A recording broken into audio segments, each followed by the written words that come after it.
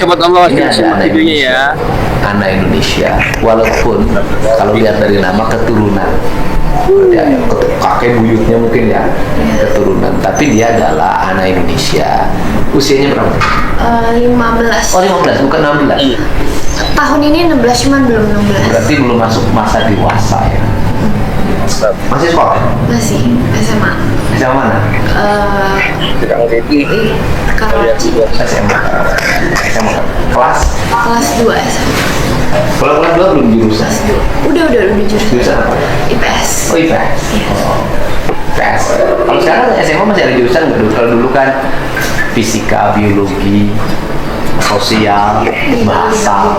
Kalau sekarang mungkin IPA. IPA IPS. Cuman 2 aja. Iya, 2. IPA IPS. Oh, kenapa ngambil IPS? Karena aku mau jadi pengacara. Wow, pengen jadi pengacara. Iya. Oh. IPS hukum. Saya pengacara juga, pengangguran banyak acara. Nah, apa sih yang akan diperbincangkan oleh saya hari ini adalah ini yang gila menurut saya. Saya tidak bicara materi apa yang diperdebatkan, apa yang diperjuangkan, apa yang lagi dicapai, bukan itu bicaranya. Itu substansi itu bukan wilayah saya untuk membicarakan saat ini. Tapi yang saya bicarakan adalah budi pekerti. Budi pekerti, apa budi pekertinya? Heroisme seorang anak melakukan pembelaan terhadap ayahnya yang sangat herois di saat anak-anak yang lain cuek terhadap ayahnya, cuek terhadap penderitaan ayahnya, cuek terhadap beban ayahnya. Ayahnya udah susah banget dalam hidup, dia tambah susah. Ayahnya penghasilannya 10.000, dia minta jajan 15.000. Yang terjadi. Nah, kenapa pengen ngambil jurusan aku? Karena aku mau jadi pengacara. Kenapa pengen jadi pengacara? Seperti ayah aku. Oh, ayahnya Iya. pengacara. Oke. Ayahnya pengacara. Iya. Biasanya kan kalau orang-orang keturunan ya, orang Indonesia yang genetikanya berasal dari Cina, dari Arab, nekunennya kan kebanyakan dagang. Kenapa nggak keluarganya nggak nekunin dagang, nekuninnya pengacara? Karena dulu waktu itu ayah aku emang pernah ngalamin sama yang namanya kriminalisasi dulu waktu sempat balik dari luar negeri kan punya aku, maksudnya aku lahir gitu kan. Terus sempat waktu itu berantem sama mami aku dan cerai. Nah tapi waktu biasa kan orang cerai ada namanya perebutan anak. Waktu itu ayahku sempat dipenjarain 9 bulan karena dibilang menculik, padahal itu cuma masalah keluarga. Jadi dibilang dulu ayahnya iya. sama maminya, mami kamu berarti? Mami aku kandung. Bertengkar lah ya? Iya, bertengkar. Kemudian cerai. Cerai. Setelah cerai berebut Aku. anak. Iya. Nah, aku jadi ingat pada diriku sendiri. Ya, berebut anak. Mungkin nih yang nanti udah gede kayak gini. Nah, ntar ada sedih. Kemudian anaknya dibawa. Iya, anaknya. Berarti kamu dibawa deh oleh Iya. papa.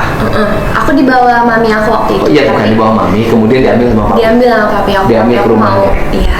Tapi kamu lebih umur berapa? Waktu itu aku masih setahun. Oh belum mengingat. Iya, belum. Yang jelas dibawa oleh papi. Iya. Ketika dibawa oleh papi, kemudian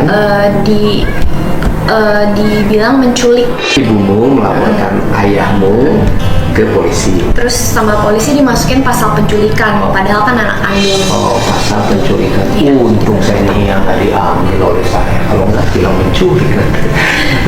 Untung saya sabar. Nah, oke.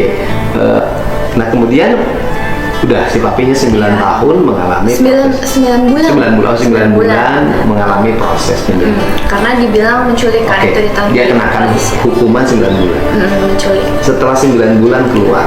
Iya, tapi waktu itu nyampe ke hakim diganti dari penculikan jadi pencurian anak. Karena aku katanya sebagian milik mama, sebagian milik ibu. Sebagian milik mama, sebagian milik papa. Ya, sebagian milik, Gitu. ada salahnya juga kita ngomongnya. Sebagian milik mama, sebagian milik papa, jadi dibagi 2. Iya. Jadi kalau diambil, ini setengahnya milik orang. Iya, jadi jadi udah ketika di hakim diponisnya Mencuri, kan pencurian bukan anak. diganti ya, diponisnya adalah bukan pidana penculikan, tapi tetapi pencurian. pidana Pencurian anak. Ya Iya. kan, pencurian anak. Iya. Kenalah 9 bulan, di mana ditahan? Itu di Polda Metro Jaya. Mulai Metro Jaya. Tahun berapa itu? Berarti 16 tahun yang lalu ya? Kayaknya 2010 atau 2008. Ya pokoknya 14 tahun yang lalu deh. Iya. Sekarang kan 16 nih. Iya. Kan dulu setahun, berarti 15 tahun yang lalu lah ya. Iya.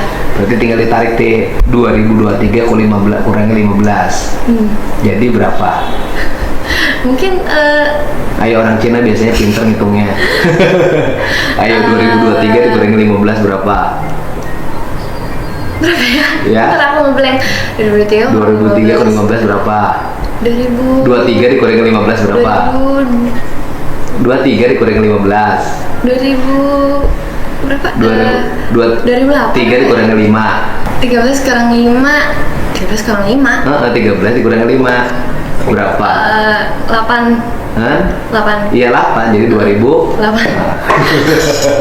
Cara ngitungnya gitu. Nah 2008, berarti peristiwa terjadi pada tahun 2008. Iya. Nah, bilangnya papi kayaknya. Iya, papi. Papinya berarti kan dekan tuh 9 bulan. Iya. Udah keluar. Kok bisa kamu balik sama papi, kan kamu udah mami? Karena waktu pas papi aku udah ngambil aku waktu itu dititipin ke oma aku.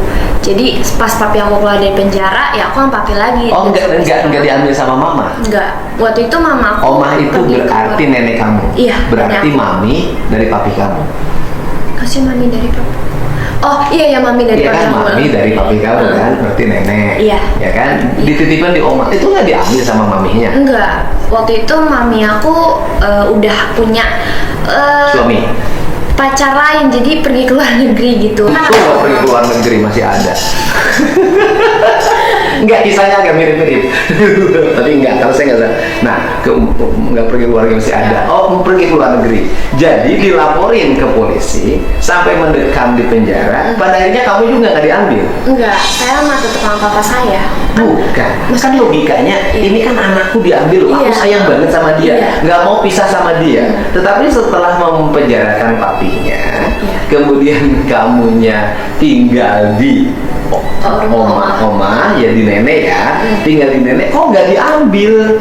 Iya, gitulah. Lo ngapain dimasukin penjara? Ya gitulah hukumnya waktu itu kan, soalnya Bukan, pertanyaannya adalah pada mami kamu, kenapa masukin penjara mantan?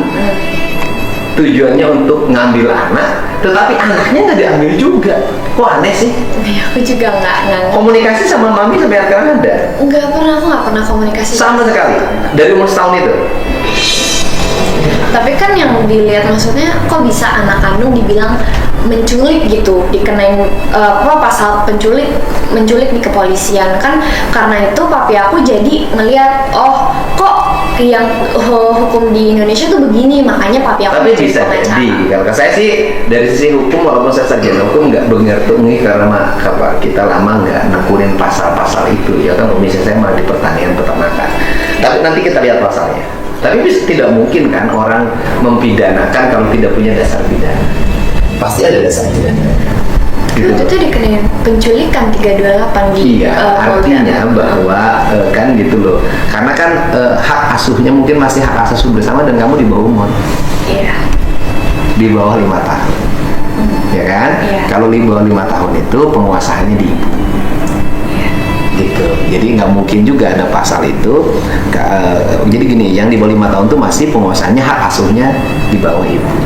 Gitu. Cuman makanya saya nggak akan memasalahkan masalah pasal itu ya. Nanti kita kaji hukumnya, bagian pakarnya. Tetapi yang menjadi concern saya adalah seorang ibu mempenjarakan mantan karena membawa anaknya saking sayangnya. Kemudian setelah mantannya di penjara, ibunya nikah lagi, pergi ke luar negeri, anaknya nggak diambil. Iya, aku sama papi aku jadi. Sampai sekarang belum pernah ketemu. Belum. Selama 15 tahun. Belum. Jadi aku Kamu dirawat. wajah mami kamu nggak tahu kan? Tahu ada dari foto. Iya, artinya foto aja. Tapi bertemu fisik belum pernah. Belum. Wah, ini. Tapi dunia ini aneh-aneh ada aja. Oke. Berangkat dari kekecewaan itulah. Iya, papi mau papimu. jadi. Sebelum jadi pengacara dia apa? Sebelumnya dia orang bank. Dia waktu di luar negeri kerjanya ngambil perbankan. Oh, dia kuliah luar negeri. Kerja luar negeri nggak? Sempat waktu itu kerja. Kerja luar negeri, ya kan? Pernah kuliah luar negeri. Di mana dulu kuliah luar negeri? Di Berkeley. Di Berkeley. Ya, oke, itu biasanya orang-orang keuangan di situ. Iya. Jagoan-jagoan keuangan Indonesia lulusan itu biasanya. Nah, kemudian berarti sama mami kamu tinggalnya di luar negeri dulu.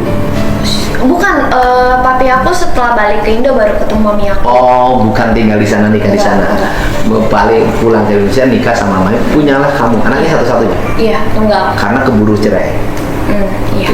Keburu cerai. Tinggallah sama papi, dan papi itu menekuni kepengacaraan, ya kan, di bidang hukum itu karena punya pengalaman pribadi yang dianggap tidak adil. Kan dulu kan, yang dianggap tidak adil kan, yang dianggap tidak adil. Jadi dibesarin sama papi. Iya, dari aku umur 1 tahun yang sejak papi aku keluar dari penjara itu sampai saat itu aku sama papi sampai sekarang. Oke. Sama papi. Punya mami baru nggak? Ada. Ada. Maminya deket banget. Deket juga. Sayang banget. Iya. Oke, kelihatan pertumbuhannya. Nah, ini pertanyaannya. Kamu ini kan melampaui gitu loh, kemampuan intelektual kamu dalam membuat argumentasi yuridis melampaui umur yang dimiliki, ya kan, gitu loh. Kemampuanmu dalam berdebat di bidang hukum itu melampaui usiamu. Saya juga waktu SMA tukang debat di usia segini, kelas 2 saya jago debat, tapi nggak sepinter ini. Apa yang membuat kamu kok pinter banget dalam berargumentasi di era digital seperti sekarang sehingga menjadi sorotan publik? Aku emang sejak kecil ya, kalau misalnya waktu baca sedangkan kamu kan kurang asik sebenarnya. Kurang asik kan, air susu ibunya nggak menikmati. Biarin lagi. Kamu kan pakai susunya pasti susu formula kan? Iya. Ya kan, susunya susu kaleng. Iya. Ya kan, susu kemasan pasti kan? Kan tidak menikmati susu mami. Iya. Ya kan? Tapi kamu pinter. Ya, aku emang udah dari kecil kan sama papi kan, jadi memang papi aku tuh orangnya lebih sering yang kerja dibanding di rumah. Jadi kadang-kadang aku jarang juga ngelihatnya, tapi aku ngeliat papi aku sendiri tuh sebagai pengacara, dia kan orangnya bukan yang, ya maksudnya istilahnya buat secara finansial udah ada, jadi dia jadi pengacara itu karena satu dulu. Pertanyaannya adalah kenapa kamu pintar itu dulu biar anak Indonesia pada tahu. ya karena ayah Kenapa kan, kamu pintar? Apakah kamu sering melihat papi kamu dalam beracara? iya itu. Atau kamu banyak baca buku? Ya, itu juga aku sering baca banyak berita. Jadi salah satunya karena kan papi aku sendiri pengacara. Dan aku juga sering lihat dia kalau nanganin kasus, kalau ngomong kan dia juga sering waktu itu bikin podcast kan. Jadi aku sering nonton juga kan itulah. Dan kalau misalnya lagi ketemu sama klien dan ada rekan-rekan pengacara lain, aku juga ikut kan. Soalnya ya orang tua aku kan papi aku doang. Jadi aku emang dibawa kemana-mana. Kalau misalnya lagi libur. Kamu nempel Iya, di gitu. papi kamu. Iya. Ini mirip Maula ini. Karena saya namanya Maula, itu nempel kayak gitu. Sampai sekolahnya juga jarang karena ikut papahnya terus. Ya agak pinter juga lumayan. Nah, ini. Jadi kamu baca buku. Boleh aku nanya deh, buku kamu apa sih yang dibaca? Aku nggak baca buku, aku baca berita. Oke. Tapi Baca kan kalau zaman generasi saya kan pasti baca buku nih. Baca gitu loh. Kamu nggak ngalamin nggak baca buku yang kertas? Waktu itu sempat belajar tentang KUHAP, tapi cuma baca-baca doang nggak Oh, baca begitu. KUHAP, baca buku KUHAP-nya? Iya, waktu itu di papi kan ada, jadi Oke, aku pasti iseng. ada. Pengacara pasti punya KUHP Perdata, KUHP Iya. Pidana, pengantar ilmu Iya. hukum itu pasti punya, filsafat hukum pasti punya. Iya. Kamu baca buku itu semua? Enggak semuanya, aku baca-baca KUHAP, tapi ya nggak sampai mendalami banget karena kan aku juga Ya, oke, ini lain. baca Tapi KUHAP. iya, dan aku Banyak kan baca berita? iya, kebanyakan baca Searching. berita. Sama aku sering nontonin papi aku sendiri juga Oke, di YouTube. berarti kamu ini, ilmu yang kamu dapat, argumentasi yang kamu miliki, itu didasarkan pada narasi-narasi yang bersifat verbal. Pada narasi-narasi yang sering diucapkan oleh ayahmu, sehingga itu diterima oleh pikiran, oleh telingamu, dan menginspirasi pikiran dan hatimu, sehingga kamu terbentuk karakter itu. Nah, ini penting. Berarti karakter pengacaramu itu sudah terbentuk sejak kecil. Iya. Kamu ke depan bisa jadi lawyer ternama di Indonesia. Amin. Iya kan? Iya kan? Pasti kan nanti ada lawyer cantik, cerdas, dan tidak mata duitan. Artinya berpihak pada orang-orang yang membutuhkan, gitu loh.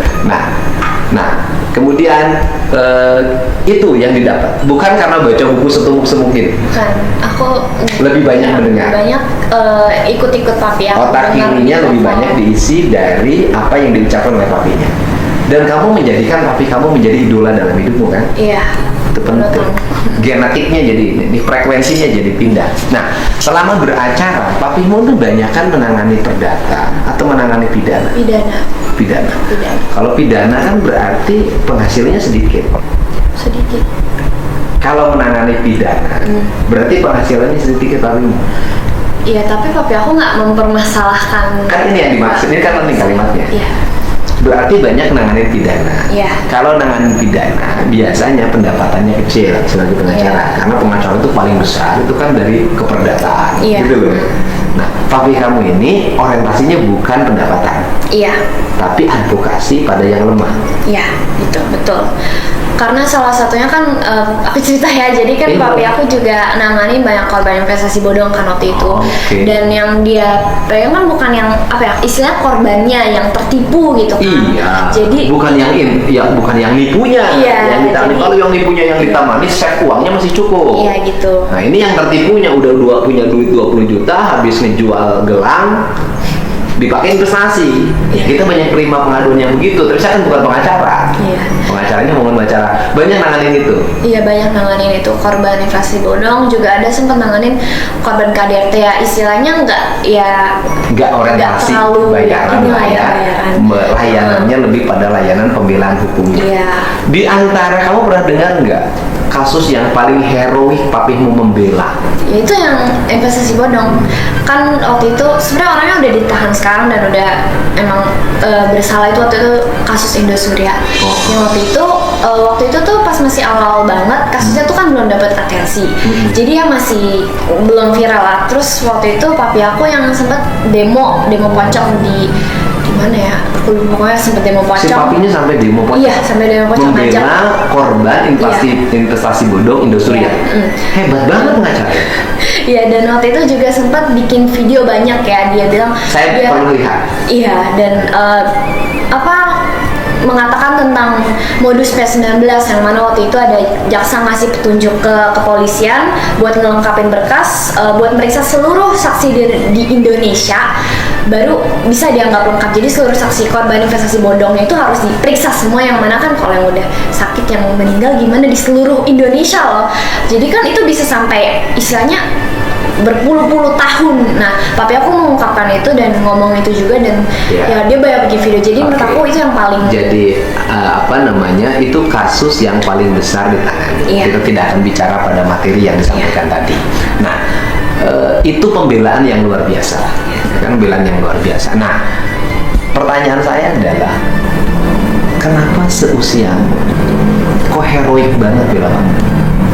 Ya, karena yang aku tadi bilang sendiri, aku dari kecil sampai besar dirawat papi aku disekolahin. Kan aku juga mikir ya waktu itu, emang papi aku sempat dipenjara 9 bulan biar bisa sama aku gitu kan. Dan kalau misalnya bukan papi aku yang rawat aku, kan siapa lagi? Waktu itu mami aku juga ya pergi kan. Dan berarti makanya, demi kecintaannya pada kamu, papimu merelakan dirinya terpenjara selama 9 bulan.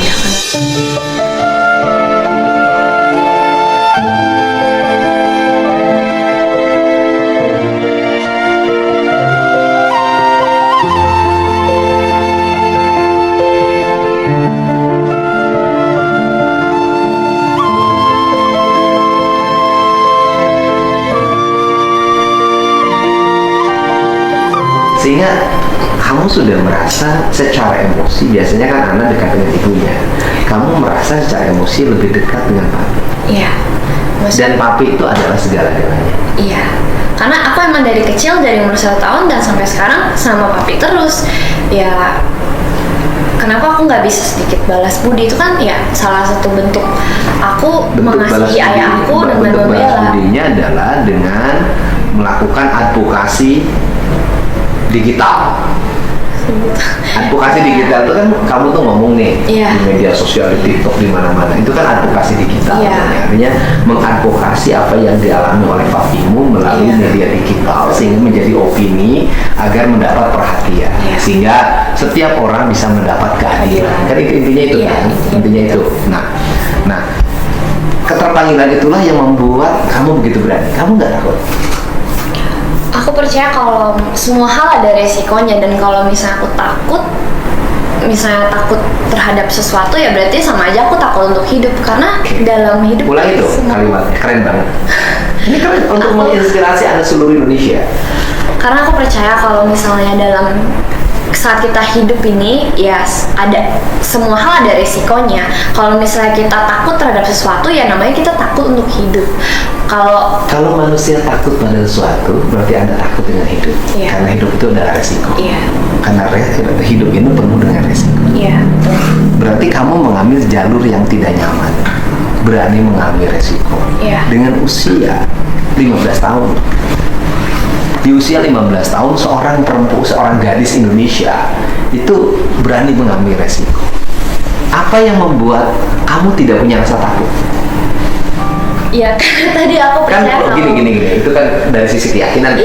Kalau dari sisi aspek ini kan, dari sisi aspek personalitinya kan, misalnya karena merasa sudah tidak ada harapan. Orang tidak takut itu kadang-kadang karena sudah punya harapan, akhirnya tidak takut. Atau sudah tidak ada beban dalam itu, atau merasa ada backup besar dalam dirinya yang membuat dia punya nyali yang besar. Apa yang membuat kamu tidak punya rasa takut? Iya, karena itu sebagai rasa sayang aku ke papi aku. Keyakinan. Ya, keyakinan dan rasa sayangmu pada papimu mengalahkan rasa takut yang ada dalam dirimu. Jadi rasa sayangmu pada papimu mengalahkan rasa takut dalam dirimu, sehingga kamu terabas terus. Nah, karena yang aku lihat dari dulu, yang papi aku juga begitu. Dia nggak takut, dia nggak ada rasa takut, dan dia ya ada apa yang dia ngerasa nggak benar, dia sampaikan, dia teriakin, dia berkoar-koar ya gitu, seperti itu. Makanya ya aku juga mencontoh papi. Ya pokoknya papi itu idola yang telah menginspirasimu menjadi anak remaja yang penuh heroisme, ya kan, punya jiwa patriotik walaupun perempuan. Tapi bukan itu doang, aku juga misalnya kan yang aku sampaikan juga berdasarkan fakta yang memang aku cari juga kan di pencarian. Jadi kamu ya, juga hanya seperti itu karena merasa dari sisi fakta bahwa kamu benar, bahwa papimu itu benar. Kan itu kan, kalau materinya kan sudah muncul kan, materinya kan sudah muncul pada tayangan-tayangan banyak ya, termasuk di Mas Ade saya lihat wawancaranya. Tetapi kan yang paling penting adalah pembelajarannya adalah pembelajaran tentang bagaimana seorang anak memohon keadilan terhadap ayah, yang dalam perspektif kamu bahwa ayahmu tidak salah dalam melakukan tindakan itu kan gitu loh. Dalam kemudian ini berapa lama lagi kalau mengikuti hukum formal ayahmu nanti? Kalau misalnya yang dari kasus sebelumnya yang KTP itu kan divonis 4 tahun 6 bulan. Kayaknya bisa mungkin 2025 atau 2026 baru bisa pulang. Lama ya, tapi ya, kalau ada potongan-potongan bisa 2025, 2024 ya. Iya, kalau misalnya ada remisi. Ya, kan ada potongan-potongan biasanya. Nah, selama papimu menjalani proses pidana ya, pidana. Siapa yang merawat kamu sekarang? Aku di rumah sendirian sih, tapi ada mbak di rumah. Mbak yang ngurus. Soalnya kalau mami sama aku merawat papi aku kan sering standby di rumah sakit. Sekarang papinya di rumah sakit? Di rumah sakit tahanan. Ya, artinya dia menjalani perawatan. Iya, soalnya lagi gagal ginjal kronis, diabetes, dan emang waktu itu sempat paru-paru basah dan jadi sesak nafas juga. Kalau berarti posisi kesehatan tubuhnya sudah sangat berat. Iya. Diabetes berdampak pada gagal ginjal. Iya, betul. Plus paru-paru. Iya, makanya kalau jadi sekarang terbaliknya di rumah sakit. Iya, makanya kalau ngomong emang agak susah karena nafasnya aja juga susah. Dan waktu itu ya kan ada kasus KTP juga. Kalau misalnya kalau yang kasus itu jalan, ya kalau mereka jalan lagi bisa nambah lagi. Artinya bahwa di sini ada seorang anak. Kan saya lihat itu. Iya. Di sini ada seorang anak yang begitu merindukan ayahnya, yang mati-matian membela ayahnya dan meyakini ayahnya di jalan yang benar. kan itu. Iya. Sehingga seorang anak itu mohon keadilan, Iya, betul. ya kan, kepada negara atas peristiwa yang dialami oleh ayah. Saya lihatnya itu. Artinya mengetuk hati pada semua orang yang memiliki kompetensi di bidang hukum, yang memiliki kompetensi terhadap kasus yang dialami oleh ayahnya, untuk ada rasa keadilan. Kan itu loh. Iya. Karena apa? Karena ayahnya sedang mengalami sakit akut, gagal ginjal, diabetes paru-paru, dan di balik itu ada seorang anak yang menanti kehadiran ayahnya di sampingnya. Gitu ya? Iya. Sehingga mungkinkah sebuah kebijakan untuk gitu kan memberikan pengampunan, kebijakan untuk restorasi justice pada ayahmu bisa Kalau dilakukan? itu udah nggak bisa yang buat kasus KTP, karena kan kalau restoratif justice harus dua belah pihak damai kan. Kalau yang dari pihak itu udah nggak mau Enggak damai. juga, restorasi justice banyak yang diberikan pada orang yang mencuri. Tapi kan kalau udah bisa damai dari dua belah pihak, misalnya harus Enggak. disetujuin dari. Enggak, restorasi justice di beberapa kasus kan banyak yang diberikan pada orang mencuri motor untuk biaya kelahiran istrinya. Iya. Tapi itu maksudnya kalau udah damai gitu loh, kalau misalnya Enggak orang- juga, kalau- enggak damai juga. Bisa juga. Saya lihat banyak tuh tayangan-tayangan di media sosial, banyak tuh orang yang mencuri motor untuk biaya kelahiran istrinya, akhirnya dia dibebaskan. Artinya aspek-aspek keadilan itu kan dilakukan gitu loh, dilakukan gitu. Artinya bahwa selama ini juga ada kebijakan-kebijakan yang dilakukan untuk gitu kan memberikan pertolongan, pengampunan pada orang-orang yang melakukan tindak pidana karena keterpaksaan ekonomi. Iya, Nah, tapi pertanyaannya adalah ini bisa diberi nggak sih? Gitu loh. kalau yang restoratif justice kayaknya buat papi aku yang kasus KTP udah nggak bisa. Tapi kalau yang aku minta tuh buat kan yang ada kasus ITE. Kalau yang itu aku minta buat ITE ini pengadilan belum berproses, penyidikan. kan? Udah tersangka. Ya, tapi kan belum berproses. Iya, belum di pengadilan. Ya kan belum proses Terus berkas untuk kembali. diproses di persidangan. Iya, Kan? jadi- Karena mengingat kondisi kesehatan papi itu juga sudah sangat berat. Iya memang. Jadi yang aku suarakan, yang aku sampaikan itu yang semua proses-proses hukum di podcast kalian itu aku menyampaikan itu dengan tujuan agar papi aku ini Iya, artinya kan bisa- kamu ini sekarang lagi berjuang Iya. menyampaikan, gitu kan, pada seluruh pihak yang berkompetensi menangani papimu untuk, gitu kan, untuk agar proses pidananya tidak dilanjutkan. Iya. Mengingat Iya. ini ada anaknya nih yang lagi Iya. membela, sayang banget sama papinya. Yang kedua, papinya dalam keadaan sakit. Iya. Dan sakitnya adalah sakit yang sangat akut. Iya. Ada gagal ginjal, cuci darah dong. Iya, sudah seminggu tiga Kemudian kali. seminggu 3 kali. Terus kemudian ada paru-paru, Iya. ada gula. Artinya kan proses hukum juga kan untuk taruhlah proses hukum untuk memberikan efek jerah misalnya karena ada sebuah perbuatan pidana. Kalau ini juga kan gimana orang hidupnya sudah sangat berat. Iya, orang kan harus kalau lagi sakit harusnya dikasih hak buat istirahat. Jadi tuh maksudnya aku bukan minta buat membebaskan ayah aku dari hukumannya, dari yang kasus KTP hukuman yang itu. Tapi kalau misalnya nanti udah sehat ya udah bisa nanti ditanggung balik. Tapi kan sekarang lagi sakit, setidaknya buat jadi tahanan kota atau Ya, tahanan jadi rumah. kamu tuh memohon keadilan, Iya. ya kan? Memohon keadilan agar ada aspek-aspek keringanan yang dimiliki oleh papimu, misalnya perubahan status tahanan, Iya. sehingga menjadi tahanan rumah, tahanan kota, gitu kan? Mengingat papimu itu sedang dalam keadaan sakit yang berat. Iya. Kan itu ya? Betul. Kan yang diminta adalah itu. Kan itu. Inilah perjuangan seorang anak demi ayahnya. Kan gitu. Dan saya datang tuh karena ngomongin itu. itu tenaga grooming itu. Dan yang paling utama adalah Indonesia punya aset, menurut saya sih beda lihatnya. Buat Indonesia punya aset di balik isu tentang remaja nggak peduli, di balik isu kenakalan remaja segala macam, enggak juga, yang nakal orang tua juga lebih banyak. Nah, ternyata ada anak remaja Indonesia, ya kan, yang bernama Kate Victoria Lim, yang memiliki kemampuan advokasi dan kecintaan pada ayahnya yang sangat luar biasa. Padahal sejarah hidupnya berat. Sejak bayi sudah berpisah antara ibu dan ayahnya, dan sejak bayi sudah menjadi bagian dari sengketa hukum di mana ayahnya itu masuk penjara karena saking cinta pada anaknya. Kan ini penting. Anaknya rela, ayahnya rela masuk penjara demi cinta pada anaknya. Kan luar biasa. Kamu bangga lu punya ayah seperti itu? Kamu bangga banget ya? Iya.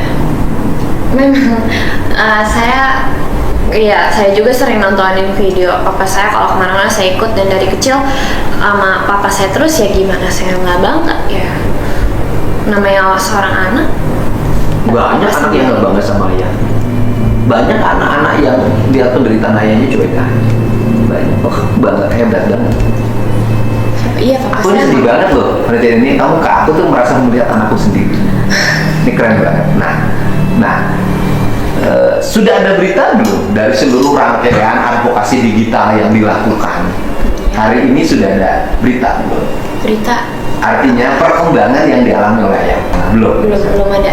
Jadi makanya aku mau terus aspek personal legalnya ditempuh nggak? Misalnya ada nggak pengacara ayah ada. yang ngurus itu? Waktu itu kan aku sempat pas ngomong-ngomong di podcast sendiri, mereka sempat ngeluarin press release, dan aku juga waktu itu diundang buat ketemu sama sama Dirty Cyber, dan mereka bilang kalau misalnya kayak gitu bisa sesuai proses tuh harus lapor ke Wasidik Propam, tapi kita udah ngelakuin itu dan nggak ditindaklanjuti. Makanya yang ada cara lain, aku ngomong biar dapet.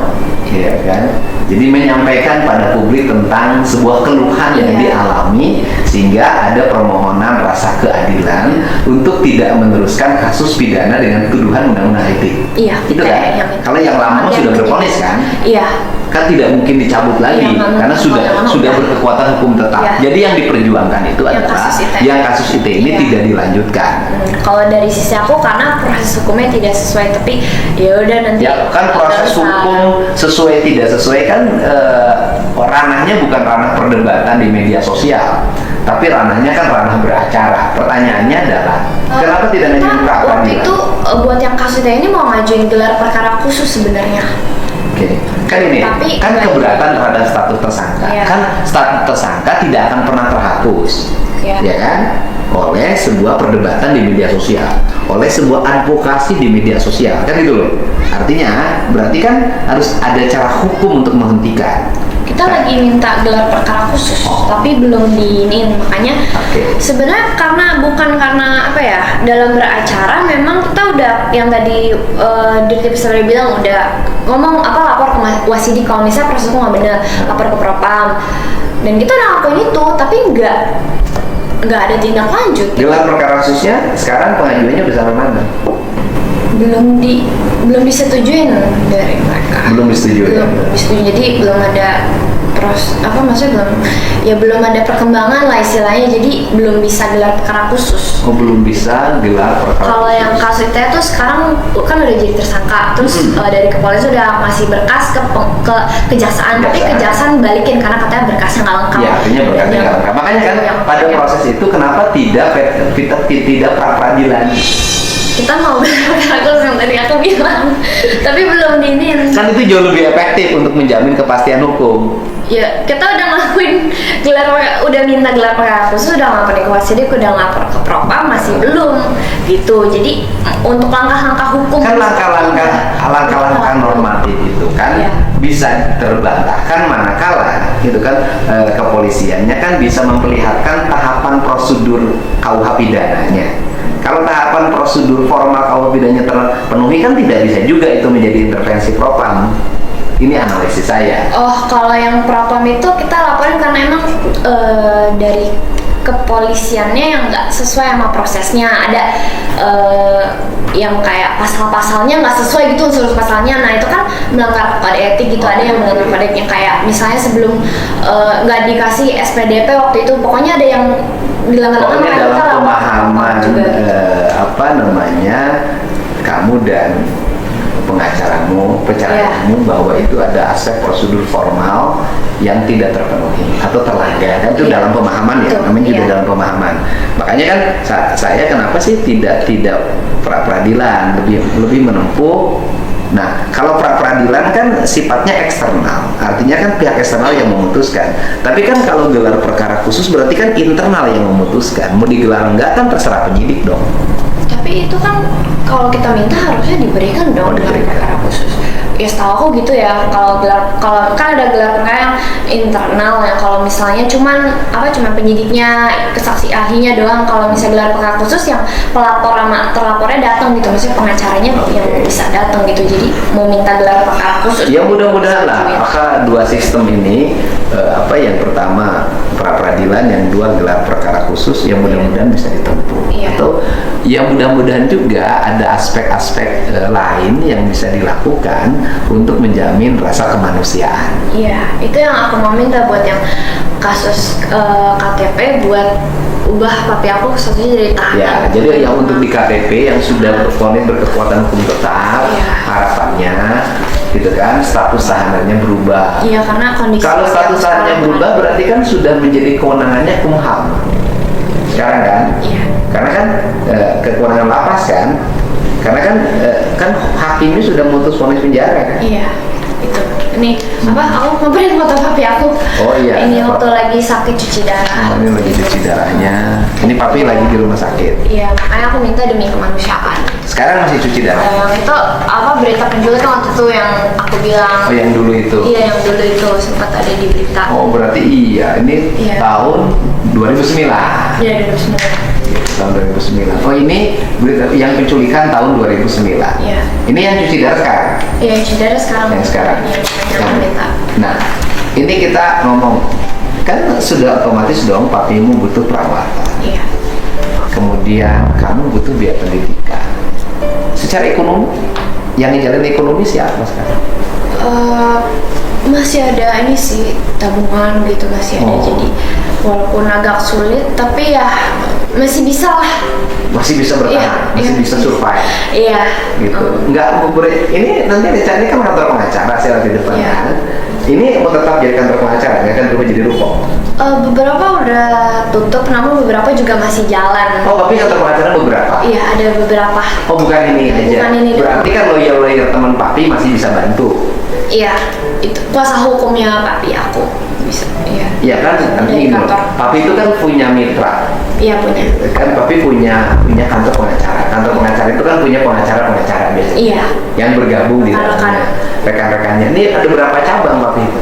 Ada 4. Cuman kayaknya sekarang baru satu doang yang jalan, iya. Yang di mana ya?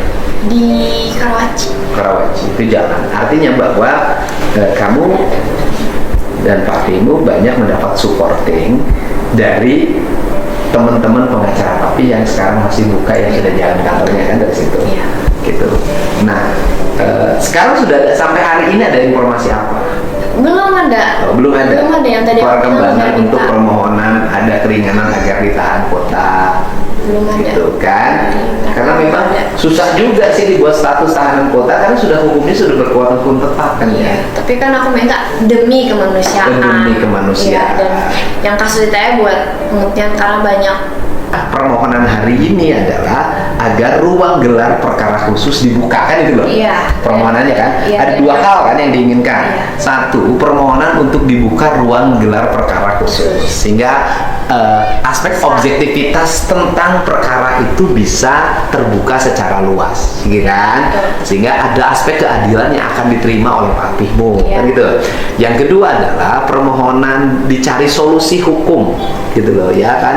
Hukum terhadap aspek kesehatan yang sudah akut, gangguan kesehatan akut yang berdampak harus dirawat dalam setiap hari di rumah sakit. gitu kan, harapannya itu kan.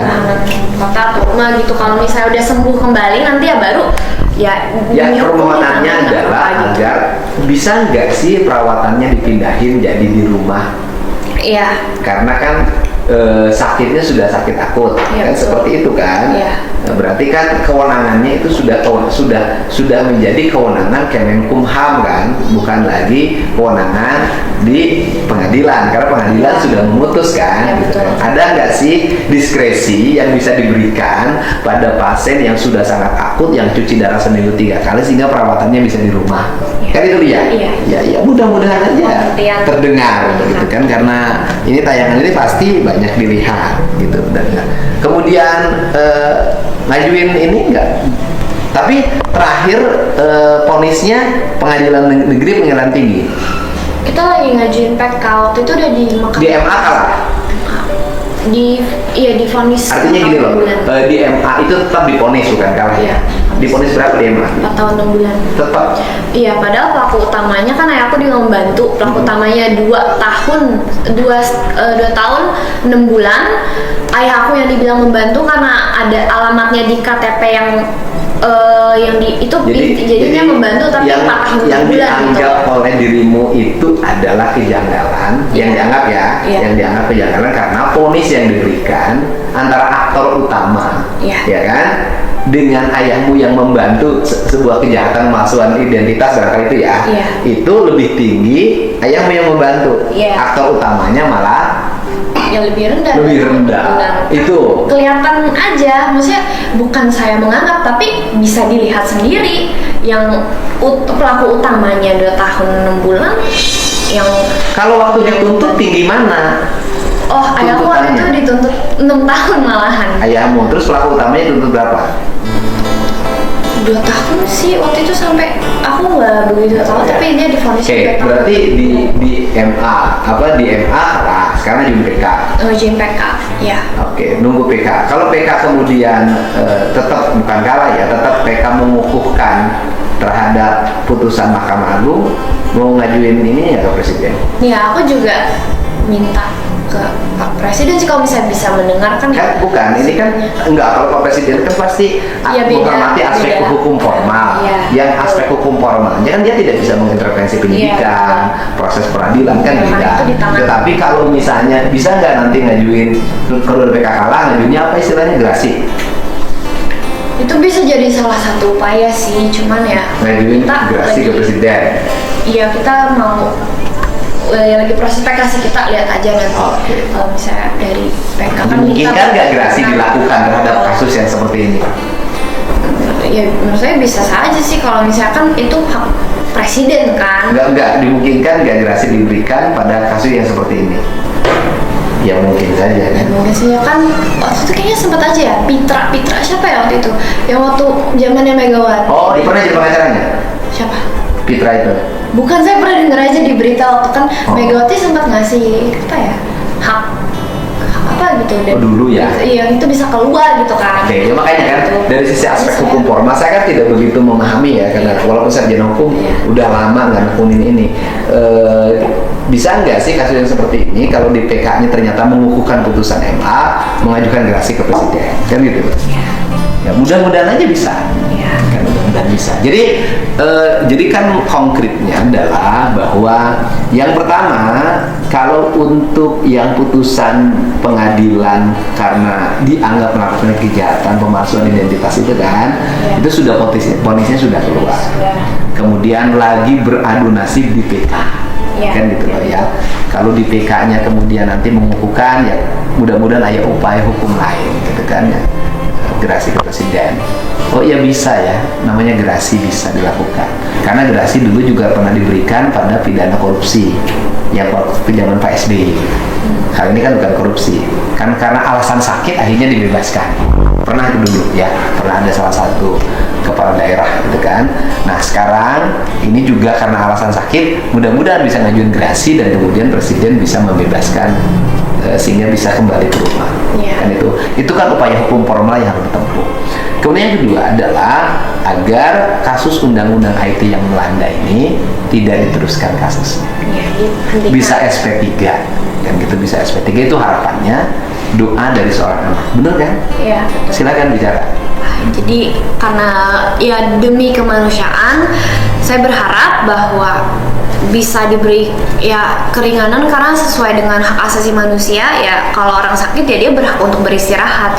Dan penjara itu, tahanan itu kan bukan tempat orang untuk beristirahat ya, namanya pasti ada tekanan di sana. Dan apalagi ya saya sendiri udah punya gagal ginjal kronis dan ya untuk beraktivitas saja udah susah. Jadi ya saya minta demi kemanusiaan untuk setidaknya dijadikan tahanan kota, tahanan rumah. Dan yang kasus ITE juga bisa dilakukan SP3 karena sebenarnya saya sendiri lihat banyak pasal-pasal yang dimasukin ke ayah saya ini, yang dimasukin kasus ITE nggak memenuhi unsurnya. Dan juga karena saya mau bilang sebenarnya ada hak imunitas advokat dan ini tentang hal itu aja. Ya, jadi ya, kan argumentasinya tidak dalam ranah perdebatan di media sosial, tapi argumentasinya dilakukan pada aspek-aspek hukum formal agar tujuannya tercapai.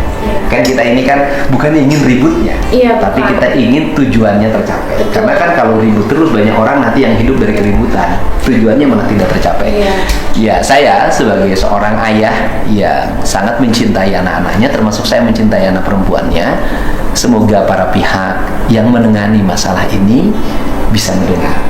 Dan aspek-aspek hukum formalnya bisa ditempuh dengan tetap mempertimbangkan aspek kemanusiaan dan rasa keadilan tanpa menyalahkan pihak manapun dan kelompok manapun. Kita berharap di Indonesia tetap kita harus menjunjung tinggi rasa keadilan, apalagi ini permohonan dilakukan oleh seorang anak. Dan pidananya juga menurut saya adalah pidana yang bisa secara bersama-sama dibicarakan oleh para pihak, gitu ya, kan itu intinya. Namun saya bukan maksudnya, emang kalau misalnya dalam ranah hukumnya, secara hukum formilnya emang bukan sarananya untuk di media sosial. Namun saya langsung ngomongin aja karena ya kita udah media menempuh jalur sosial hukum. bisa jadi sebagai alat untuk agar ini mendapat perhatian. Iya betul. Kan? Soalnya kita udah ukur mendapat perhatian dan akhirnya mendapat perhatian. Siapa tahu bahwa dengan adanya perhatian ini nanti diperhatikan. Setelah diperhatikan, nanti lahirlah rasa kemanusiaan dan rasa keadilan. Kan intinya itu kan? Iya betul. Ya, intinya adalah itu. Intinya adalah pertemuan saya hari ini dengan Sri Kandi Indonesia. Anak remaja yang hebatnya luar biasa, mencintai ayahnya, mencintai kemanusiaan dan mencintai keadilan adalah suri tauladan bagi anak Indonesia yang lain. Ya kan? Dan bagian bentuk apresiasi terhadap Sri Kandi Indonesia yang pemberani ini adalah semoga ayahnya bisa mendapat keringanan terhadap hukuman yang dijalani dengan bisa kembali ke rumah karena lagi mengalami proses perawatan sakitnya, gitu kan. Mudah-mudahan juga PK-nya, ya itu kewenangan para hakim PK. Mudah-mudahan aja kita berdoa PK-nya bisa dikabulkan, akhirnya bisa dibebaskan dari berbagai tuntutan dan dakwaan. Kemudian yang mudah-mudahan juga undang-undang IT yang dijeratkan karena ucapan yang di media sosial yang dianggap melawan hukum itu bisa di SP3. Itu kan harapannya, tanpa mengintervensi proses peradilan. Ini adalah pertemuan kita yang sangat inspiratif dan bagi anak Indonesia ini adalah contoh. Ya, Pak Alvin Lim, Bapak sakit, Bapak hari ini mengalami derita secara fisik dan fisikis. Tetapi di balik itu, Bapak sudah berhasil dalam hidup melahirkan sebuah generasi yang hebat. Sekali lagi, Bapak hari ini boleh terpenjara badannya, tetapi jiwa Bapak tidak terpenjara. Dan jiwa Bapak masih hidup, dan ini adalah jiwa Bapak. Doa saya, semoga Bapak dikuatkan dan disehatkan. Semoga Bapak segera mendapat hukuman yang dibebaskan dari hukuman dan mendapat kartu SP3. Terima kasih. Halo Sobat Om Thomas, ya luar biasa ya. Kali ini aku membahas ini video Cat Victoria Lim ya, yang sempat mencuri perhatian publik ketika dirinya berani speak up alias angkat bicara di hadapan publik saat membela ayahnya Alvin Lim ya. Sekarang udah meninggal ya, almarhum ya Alvin Lim. Padahal usia remaja ini saat itu masih tergolong sangat muda ya.